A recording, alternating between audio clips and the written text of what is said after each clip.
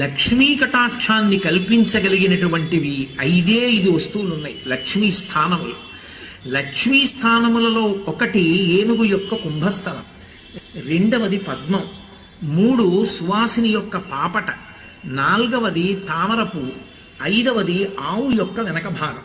ఈ 5 లక్ష్మీ స్థానాలు. మీ ప్రయత్నం లేకుండా మీ మనసు లయమయ్యేటట్టు చెయ్యగలిగినవి 3 ఉన్నాయి.